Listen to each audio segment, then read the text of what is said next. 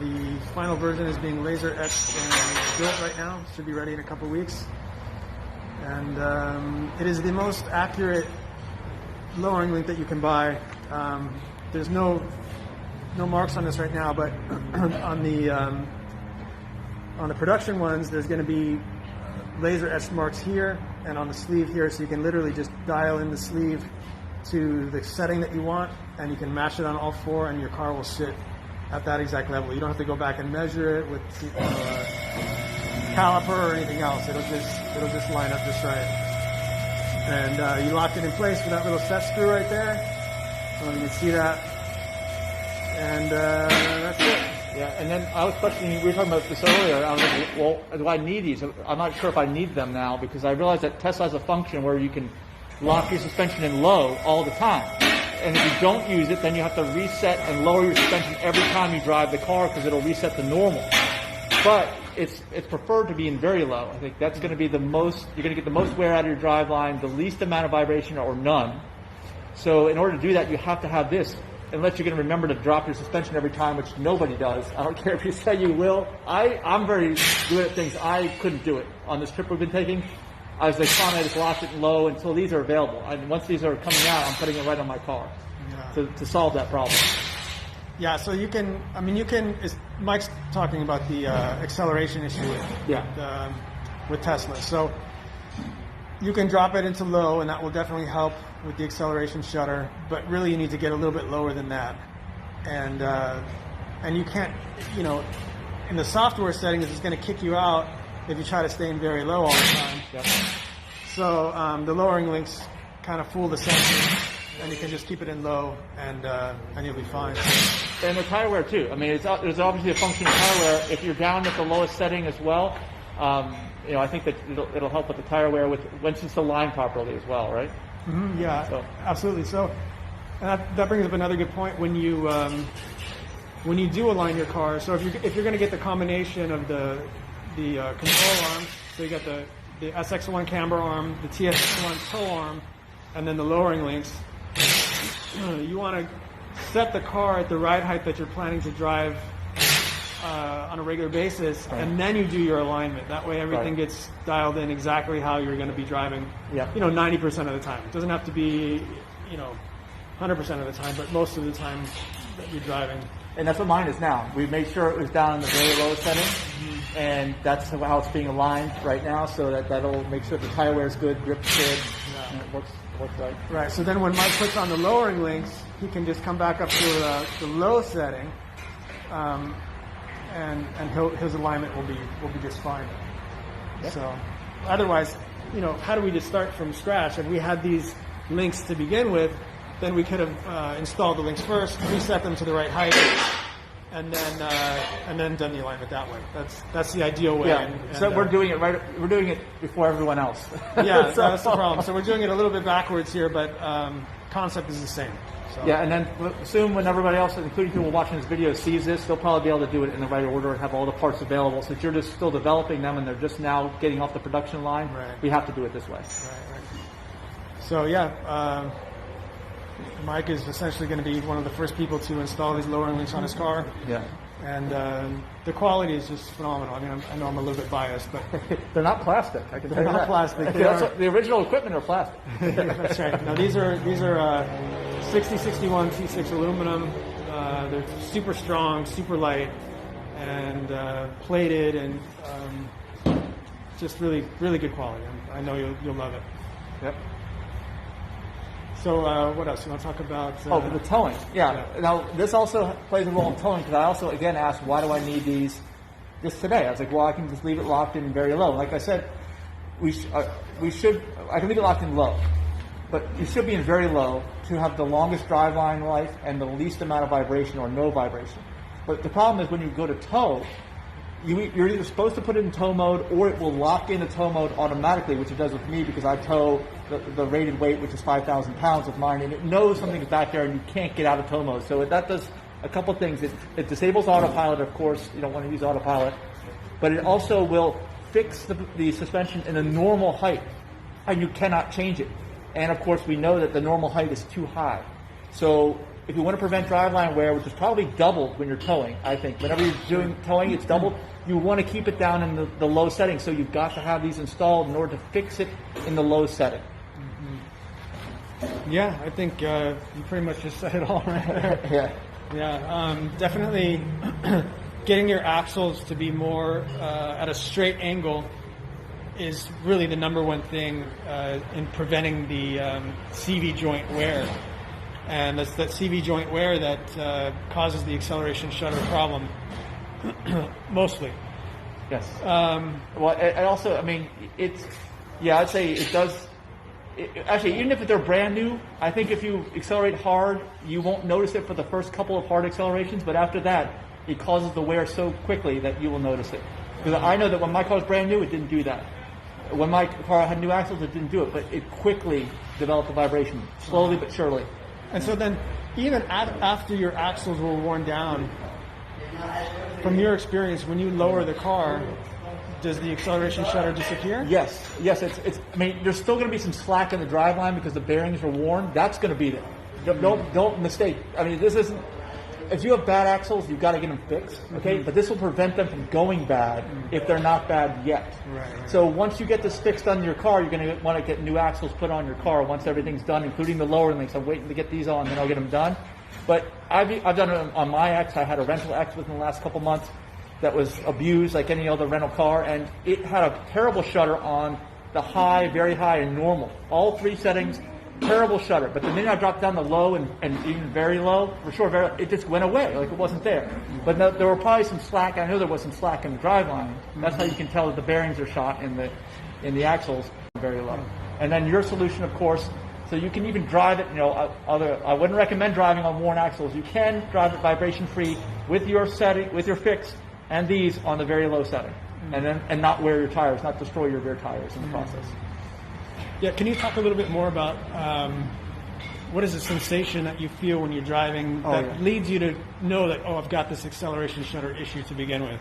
Well, okay, sometimes you can hear a noise, believe it or not. The acceleration is so bad, and it's because the angles are so severe that the end of the drive shaft, meaning the tire end, can't keep up with the speed of the drive shaft coming out of the motor. There's a difference in speed. That's what causes the vibration. So you notice it right away. I mean, and you have to floor it to really notice it. If you're a mild driver, like a grandma, granddad, somebody who just really doesn't like to have too much fun driving, let's say that, you may never notice it, okay? You have to get into that accelerator. I'm not to say that I'm an aggressive driver, because I'm not, but every once in a while I like to get into the accelerator. I don't like to have the experience of the front end feeling like it's going to vibrate in half and snap in half, because that's what it feels like. And it's a very disconcerting feeling, and the fact that it's considered normal is also concerning to me.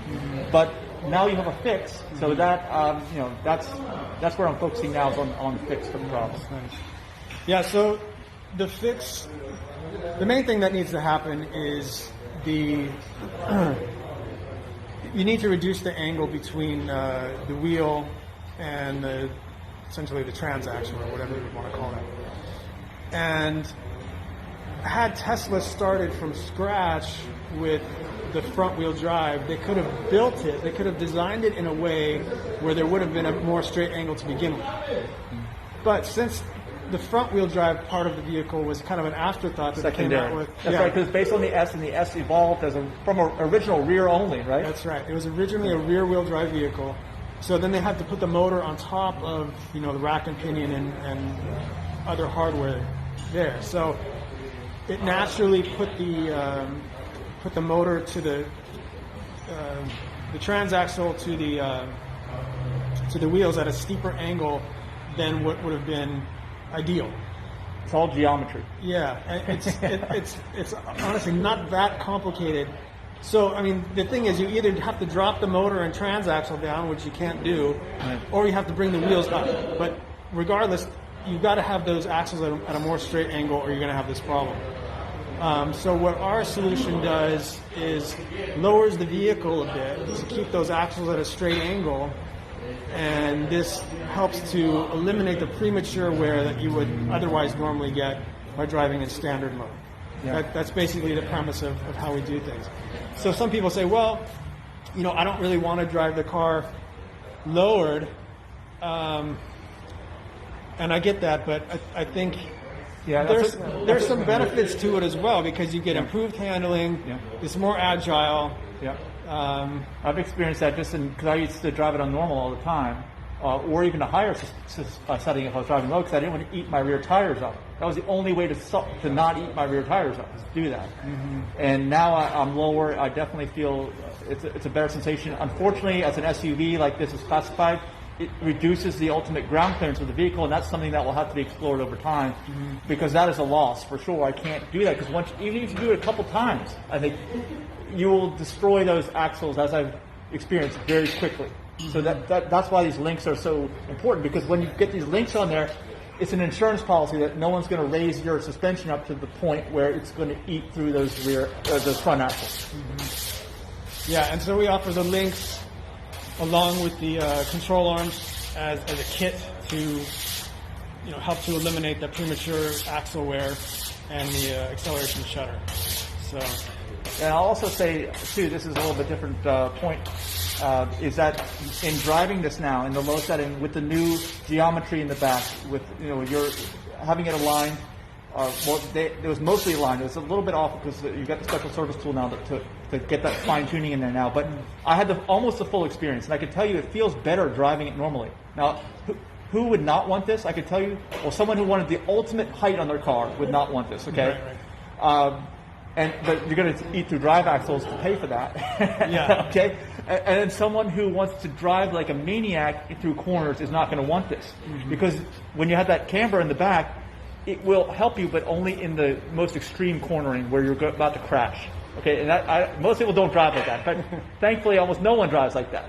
So this was not designed for the average driver. The average driver is just concerned about going in a straight line, taking a few corners and getting the life out of their tires, and that's me. So I feel that on a normal corner, the car feels actually more secure. That's my experience with it, because I've got a bigger contact patch on that tire in the back. Because the only way you get a big contact patch from stock is if you're throwing it into a corner. Because then you're leaning the whole vehicle over, and it's going to take advantage of that negative camber. Under normal driving, you will never see that. So. Yeah, very good points. Yeah, and see, what else can I say? That's about it, I guess. Yeah, so it feels better, tracks better. I'm very pleased. Nice. Well, I appreciate it, Mike. You've been a great customer to work with, and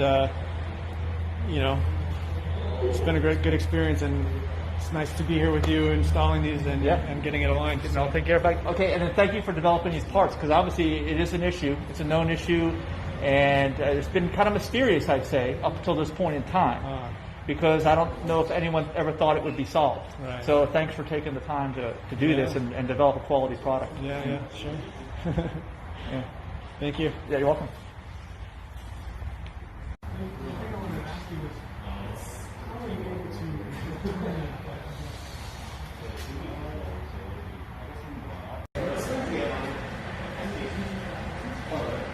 It's like 1.1, 1.2 or something like that.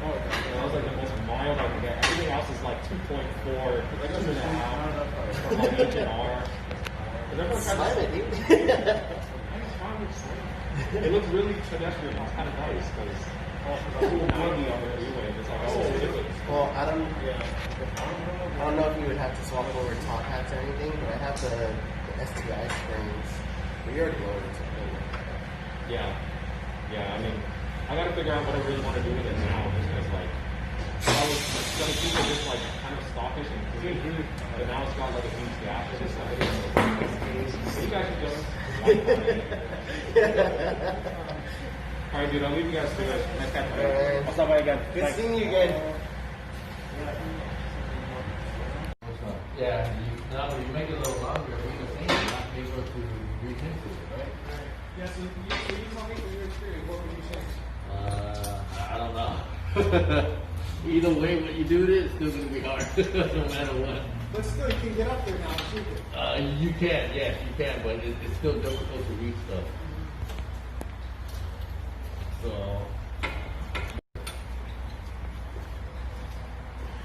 before we couldn't even reach into it at all. And so it's a big improvement. He's able to do it without taking the rims off the car. That's what happened before. If you look at the previous, they had to take them off. Now they don't have to. Have you installed other aftermarket lights on the SRX? On the what, I'm sorry? Have you installed other aftermarket lights on the Model SRX? No. Pretty much. So good. 10 years.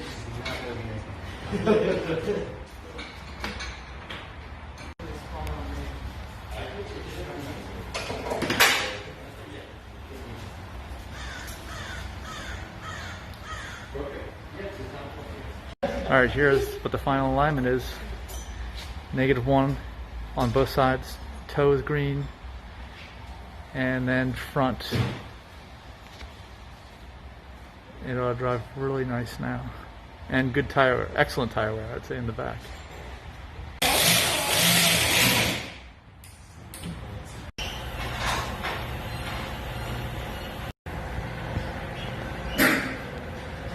See how the rims are straight. Look over at the side. Great job. Really appreciate it. Oh, you did your class, right?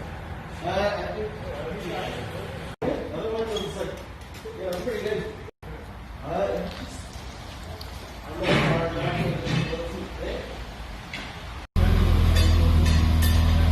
Get a camber on that one.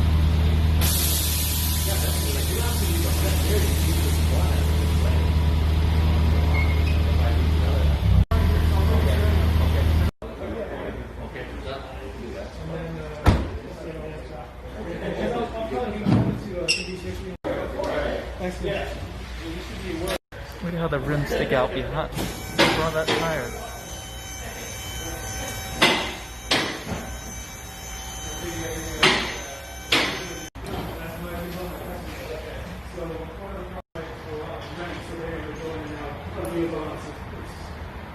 Still a hassle. There's all the WRXs over there. They're the ones who are in the shop getting different alignments done. They all have the cambered out rims in the back. And that's Don's Model 3 over there. Alright, we're heading out of Southern California now. It's going to be a while, but we're going into Arizona, New Mexico, Texas, heading back to South Florida. And I can say the car drives better than ever, even better than before, because the alignment wasn't quite right. They couldn't get it quite right. Now with the special tool, they got it exactly right. It's pretty much near perfect. And I put up a picture on our Facebook group at digitalnomad.net. It's on there.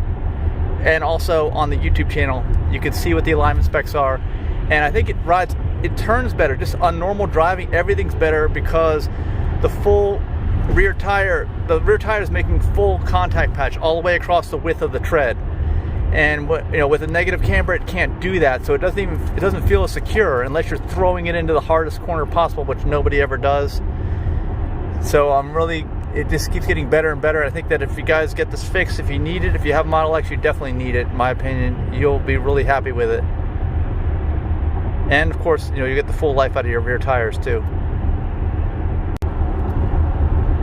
Well, we actually considered going to Sequoia National Forest, but we're not. It's going to kill 2 days more to do it. We'll get that on the next time back, and maybe in a warmer weather. But we're also noticing the ride is harsher. I'm actually sticking it in very low now where it was aligned, and the ride is definitely harsher than in low. So that's something to consider as well, but it's the only way to fix the vibration problem and messing up the front axles, wearing those parts out prematurely.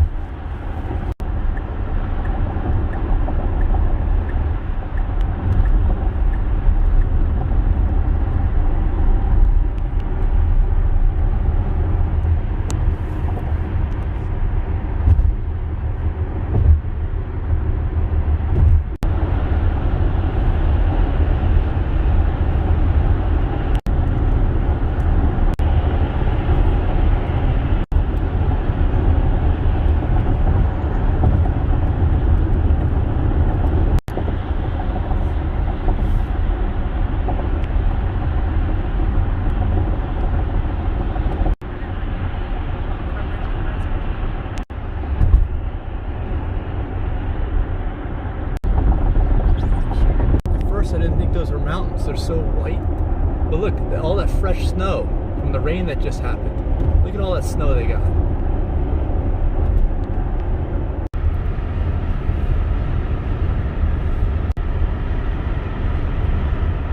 Look at those mountains with fresh snow. At first I thought it was clouds.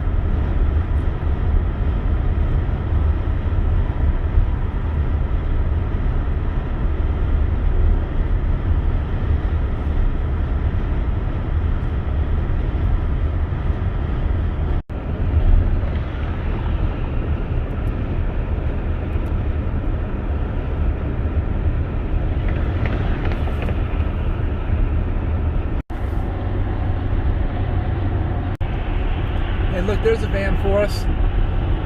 Right here. Old VW van.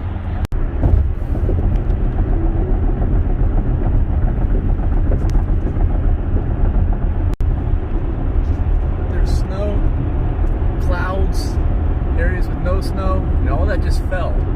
Just finished. Not as much on this side as on the other side, but it still looks kind of cool. Oh, that truck is totally out of its lane. What do you think of that, Denise? Look, straight ahead. Yeah, I really like that cloud. I'd like to take a nap on it. All the snow, all the freshly fallen snow, too. Those mountains.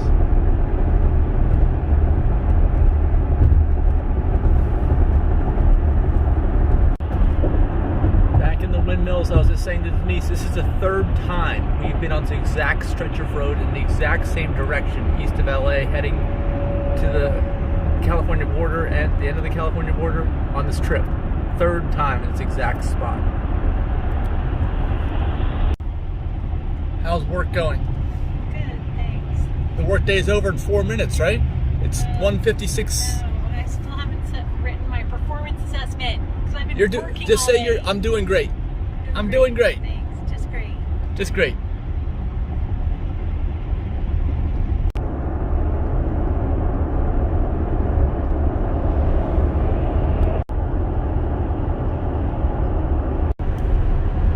We're getting ready to stop at the Indio supercharger. We've been here before.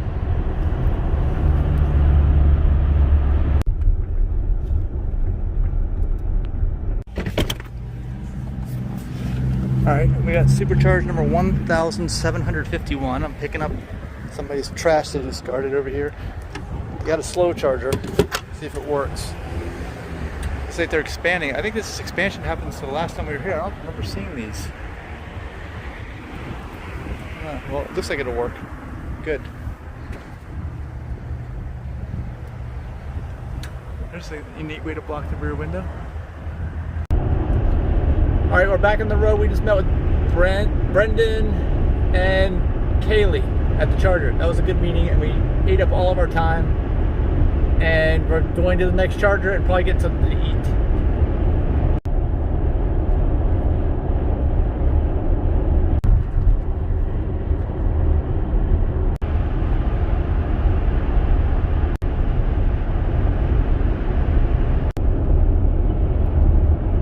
There's the moon.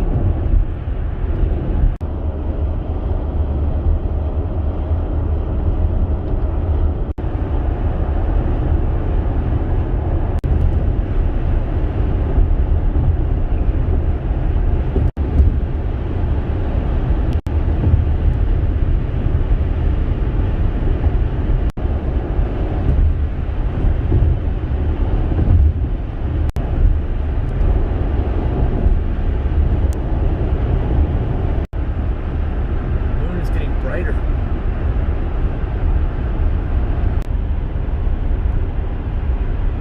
Time won't be there, or what temperature it will be. There's sunrise in Denise's office. Ordering pizza.